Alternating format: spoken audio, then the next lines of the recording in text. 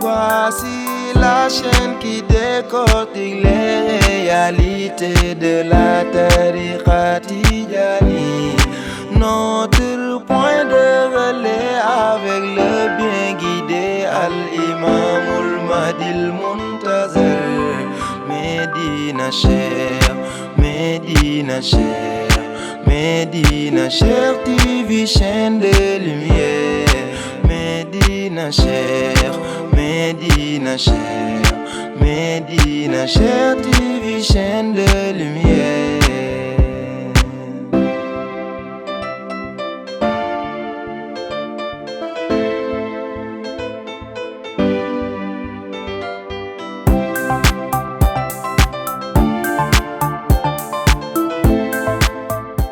asalaamaaleykum chers téléspectateurs de Médina Cheikh TV ñu ngi leen di nuyu di leen ziar di am mbégte bu rëy rek àndaat ak yéen fii si Médina Cheikh Tidjani Chérif dans le cadre du début officiel de la mission de l'imam Mahdi al-Muntazar Maulaya Seydi Mohamed El Cheikh. Et donc ñu profiter de l'occasion rek mën a ànd ak talibé yi mën leen laaj itam vraiment si li nga xam ne ni moom la ñu nekk di dund instant bi tey nag ñuy dalal benn mbokk bu tedd ñu lay nuyu di la ziar asalaamaaleykum. waaleykum salaam wa rahmatullah soxna Rama Atijani ñoo ngi leen di nuyu di leen ziar bu baax waaye di nuyu tamit téléspectateur u Médina Cheikh TV ak fu ñu munti ne yëpp di nuyu tamit sunu sang bu tedd bi Mawlaay Seydi Mohamed El Cheikh. macha allah sëñ bi mën ngeen ñu wax est-ce que d'abord fi ngeen jógee ak aussi daayira bi nga xam ne ni moom ngeen bokk itam pour ñëw fii si Médina Cheikh pour teewee fi si lii di début mission kii nga xam ne ni tey jii mooy seen guide spirituel. waaw tabaarakallahu soxna Rama tout d'abord maa ngi tudd Abdourahmane Al Isaac maa ngi jógee ba Canada dëkk bu ñuy wax Toronto pour ñëw fekk si sang bu tedd bi al imaamul Mahdi al Muntazar fii si Médina Cheikh Tidjani à Saint-Louis tabaarakallahu muy un honneur di représenter tamit waa daayiratul iman bu Canada waaye tamit bu Amérique yëpp dans leur ensemble macha allah. jërëjëf vraiment si leeralal yi Toronto moom c'est un peu loin mais gis na ni que ni date bi tey jii di ñu jëm suba si le 29 janvier mu nekk date boo xam ne quand même yàgg ngeen di koy xaar kii itam di seen guide spirituel itam yàgg na joxe rendez-vous si date boobu ni mooy début officiel mission am tey jii nag ñu ñëw ba rendez-vous boobu yegg si ngeen jóge ba Canada ñëw uniquement au Sénégal particulièrement à Saint-Louis pour mën a fekkee si événement bu rëy boobu ñu bëggoon leen laaj rek ndeysaan instant yi noo leen di dundee pour le moment événement bi. tabarakallahu merci pour question bu am solo bi. waaw tout d'abord distance bi moom nee naa xam naa suñu dëkkoon sax ba planète Jupiter wala planète Saturne dañu xam guide bu mel ni Seydi Mohamed El Cheikh mu woote dinañ ko wuyu si waaw nga xam ne sunu wasila la sunu lépp la tabarakallahu c'est vrai nag sang bu tedd bi macha allah yàgg na tudd datu 29 janvier bi ndaxte day officialiser mission wu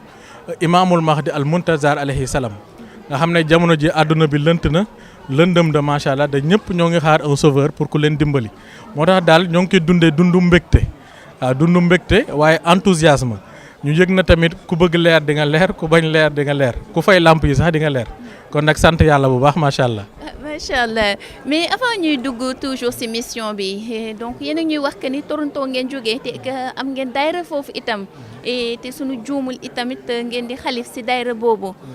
ñu bëggoon leen rek ngeen indil ñu tuuti précision ci daayira boobu noo leen di koy doxalee foofu ak itamit avancement yi nga xam ne ni peut-être am na ko ou bien nan la fay doxee. waaw tabaarakallahu en tout cas li dem ci daayiratul iman bu Canada. soo gisee dafa constituer ay mbokku taalibe mbokku pas-pas tabaarakallahu ñi gëm Mawlaay Cheikhu Tidjani Chérif radiyallahu ta'ala anhu gëm tarixa bi waaye gëm Mawlaay Seydi Mohamed El Cheikh di seen sang di seen kilifa donte comme ni ngeen xamee extérieur jaamu fa yàlla lu jafe la ndaxte dafa laaj agencement entre les cultures dafa laaj tamit ouverture diversité waaye tamit dëgg-dëgg am pas-pas daanaka daayira bi nu muy organiser wu mooy d'abord dañoo tegu ci principe ak charte tarixa Tidjani mooy maanaam lépp loo xam ne tarixa Tidjani laaj na ko rek daayira bi moo ngi si lal ma naan di wasifa di xadaratul juma di lazim di def suñuy tarbiya guddi àjjuma bu daayiratul iman waaw loolu mooy ponk spirituel yëpp yoo xam ne daal tarixa bi laaj na ko ñoo ngi siy dox tabarakallahu si barke sunu sang bi beneen bi nag en plus de l'aspect spirituel am na lu ñuy wax l'aspect social ndaxte daayiratul iman bu Amérique macha allah dafa nekk en collaboration avec Medina Cheikh Soutien ce qui fait que on fait des œuvres yoo xam ne ça dépasse juste le spirituel que mu doon luy dellu ci éducation des enfants wala loo xam ne day dellu tey ci en période de Ramadan mooy ñu aider les personnes en difficulté wala ñu gis ne parfois am na ay étudiants yu manqué ay moyens ay équipements ñuy yëngu ci social bi daal dinañ def tam ay distribution ak collecte de vêtements di ko distribuer ñoo xam ne ñoo ko gën a soxla incha allah. loolu moom nekk na quand même lu am solo surtout li ngeen wax le fait d'allier l'aspect spirituel et l'aspect social loolu quand même nekk na lu am solo mais monsieur Abdourahmane suñu ñëwee ci mission bi tey nga xam ne ni jaral na leen jóge ba Canada te war a débuter et donc ñu gis que ni déjà kii di personnage légendaire de l'imam Mahdi dañ ni yàlla subhanahu wa taala da ko apporter un puissant secours donc waxul secours rek mais yàlla da ko indil un puissant secours pour mën a doxal mission am ñu bëggoon rek ngeen leeralal ñu secours boobu yàlla di junj ça consiste en quoi exactement. waaw macha allah tout d'abord xam nga il faut nga comprendre ci ban contexte la imaamul Mahdi di ñëw ndaxte imaamul Mahdi day ñëw ci benn période bu lëndëm di période du aaxiru zaman comme ni ngeen ko gisee xel yi jaxasoo na jaamu yàlla bi gën na difficile. caaxaan bi ak foo yi gën na bëri de ce fait sunu borom suy envoyé un missionnaire universel jaareele ko si Seydi Ahmed sallallahu alayhi wa sallam nga xam ne mooy baayu Mawlaay Cheikh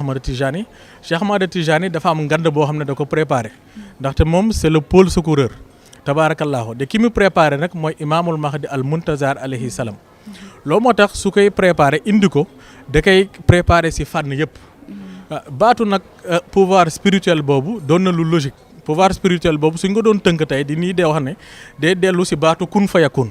mooy maanaam amal mu am ndaxte imaamul Mahdi alayhi salaam dina fekk ay jikko yu ñaaw mu gën ko rafetal waaye dina fekk ñoo xam ne tamit jubóowuñu mu jubóole leen waaw dina fekk tamit ay état yoo xam ne dañuy xeexle islam waaye dina toxal daal ay stratégie ay plan ba lépp daal jàppandi ba ñëpp doon benn incha allahu rabbi si loolu daal su mu doon tënk daal day dellu si baatu kun fa yakun loolu moo tax soo leen seetloo sax donte imaam Mahdi alayhi salaam formation spirituelle mat na fànn yëpp mais soo leen gisee en 2018 demoon na Fès récupérer fa benn secret 2019 tamit mu récupérer fa beneen secret mooy son essence mystique moo tax si moo Hira bi sax def na fa kéemtaan yu yéeme te doy waar loolu moo tax baatu macha allah pouvoir mystique boobu soo delloo si baatu inna fatahna laka fathan mubinan waaye bi jeex macha allah di nga yëg ne foofu Mawlana Cheikh Tidiane Chérif roofal na ko secret kun fayhum boo xam ne su ko doxalee rek ñëpp dinañ si teg seen bët kenn du laam-laamee tabarakallah mooy fi ko yàlla di wax wa yansurakallaahu nasran azizan macha allah donc mooy secours boobu donc ngeen expliqué donc comme ni nga ko waxee rek déjà jamono ji fii ñu toll gis nañu yàqute yeeg yëpp te suñu demee ba ni kenn dina ñëw mën a boole nit yi mën a régler mën a instaurer justice c'est compréhensible que ñu xam ne quand même kooku comme li nga wax rek si kun fayakun lay mën a doxalee lenn li macha allah mais suñu ñëwee toujours si personnage imam al Mahdi gis na ni que ni yonantu bu tedd bi sallallahu alayhi wa sallam am na lu mu waxoon mu ni que ni lii di wàllum xilaafa dina dellu siwaat si jamono mais kañ su imam Mahdi ñëwee mais nag wàllum xilaafa boobu ñu remarque bi ñu def mooy que ni dafa am ñu bëri ñoo xam ne ni ils ne comprennent pas exactement le sens parce que dañuy profiter sax ci occasion moo tax sax ñenn d'ailleurs di profiter ci occasion boobu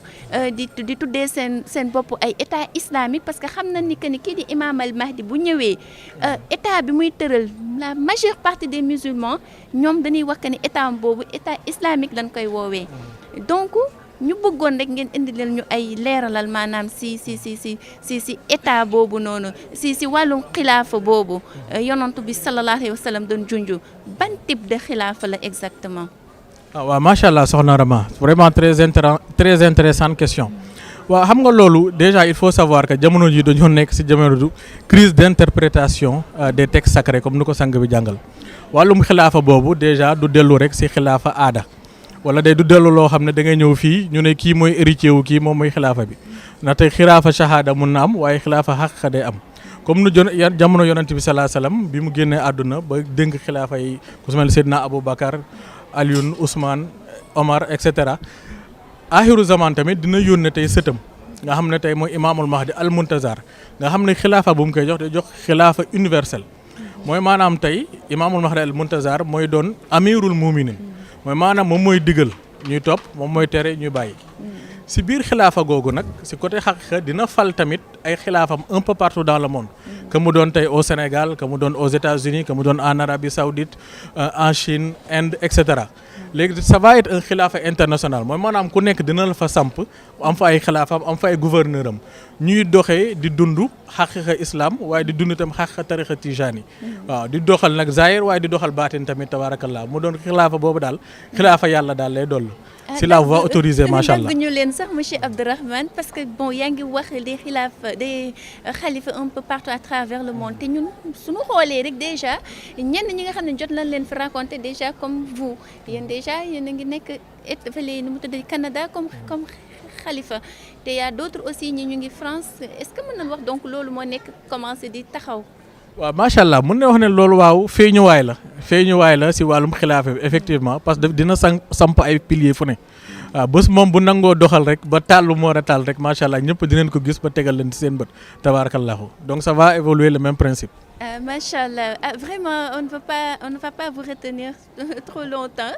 xam naa dañuy koy yamale fii rek vraiment di kontaan lool ci seen disponibilité temps bi nga xam ne ni may ngeen ñu ko accordé ngeen ñu ko pour ñu mën leen poser ces quelques questions et di leen remercier bu baax di leen souhaiter un excellent séjour itam pour 3 jours yi ngeen ñëw fi mais xanaa balaa ñuy tëj rek ñu bàyyi leen ngeen sànnil ñu benn kaddu lan ngeen di wax actuellement ñi nga xam ne ni tout le temps ñu ngi toogoon par exemple di xaar kii nga xam ne ni moom la ñu wax que ni bu ñëwee mooy le sauveur mooy ki nga xam ne ni mooy gindi nit yi mooy ki nga xam ne ni vraiment mooy ñëw pour sauver ruux yëpp te ñu gis que ni yéen actuellement yéen a ngi ñëw fii pour début mission ko donc ban message ngeen di lancer à la population en général. waaw tabarakallahu xam nga déjà loolu rek lu ñu ci mën a wax mooy déjà sant yàlla bu baax a baax ndaxte su neexoon yàlla tey du ñu yónnee kenn. yàlla du tax mu doon lu mu doon waaye nag ngëneel la ak tawfeex tey mu indi imaamul mahdi fii si Sénégal fii si Medina Cheikh Tijani de muy Seydi Mohamed El Cheikh kon mun naa wax ne loolu c'est un bienfait incommensurable li may wax mbokk yi rek àdduna bi yëpp ñii di jullit ñu dul jullit mooy venez vous abreuver à la source des lumières waaw ndaxte Mawlaay Seydi Mohamed El Cheikh dafa doon un guide complet si fànn yëpp tant du point de vue de sa détermination de son abnégation de sa formation spirituelle et mystique extraordinaire matale na fa sur le plan wàllum xam-xam jàngale na fi ay xam-xam yu jéggi dayoo ci fànn yëpp léegi ak YouTube bi internet bi ak seen chaîne télé yi dinañ si mun accéder facilement kon nag jàngale na bàyyi fi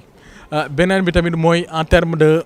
éduquer les jeunes te soo gisee tey woote bi ñëpp ñoo ngi fi toutes les générations xale bu ndaw bébé yi am 2 mois 3 mois ñoo ngi fi ñi am 3 ans 5 ans ñi am 10 ans 15 ans 20 ans ba jëm ba 80 ans ñoo ngi fi macha allah lépp pour ñëw wuyu si imaamul mahdi al muntazar nga xam ne lii ngëneel bu rëy la du ñu def lu dul sant yonent bi salaa salaam sant Mawlaay Cheikhu Tidiane Chérif waaye nag sant sunu borom allah subhanahu wa taala nga xam ne moom daal moo ñu baaxee loolu nañ ñëw jëriñu ndaxte jëriñu moo jot tabaarakallaahu. di la sant di la gërëm vraiment monsieur Abdourahmane di kontaan trop itam si occasion bii ngeen ñu may di la bàyyi nga tàggoog mbokk yi rek kon. waaw macha allah soxna Ramam ñoo ngi leen di remercier bu baax a baax ci invitation bi vraiment nga xam ne équipe bu Medina Cheikh TV c'est une équipe très professionnelle di leen ñaanal rek yàlla gën leen taxawu ci zaahir rek ci baatin ci barke sang bi tabarakallahu waaye di dolli sant bu baax a baax Mawlaay Seydi Mohamed El Cheikh ci lépp lu ñu mun ñu defal ci lu feeñ ak ci lu nëbbul waaw vraiment amuñu fayam tabarakallahu di wax daal jërëjëf Mawlaay Seydi Mohamed Cheikh jërëjëf Mawlaay Seydi Mohamed Cheikh jërëjëf sang bu tedd bi. jërëjëf monsieur Abdourahmane donc chers téléspectateurs lii lañ leen indiloon tey fii ci bërëb bii di Medina Cheikh Tidiane Chérif donc di leen remercier vraiment ci teewlu bi ngeen ñu doon teewlu mais di remercier itam toute l'équipe technique et donc di leen wax rek à très bientôt incha allah di leen tàggu ci baatu asalaamaaleykum wa rahmatullahi taala wa barakatuhu. Point de relais avec le bien guidé Al-Imamul Mahdil Muntazar Medina Cheikh Medina Cheikh Medina Cheikh TV chaîne de lumière Medina Cheikh Medina Cheikh Medina Cheikh TV chaîne de lumière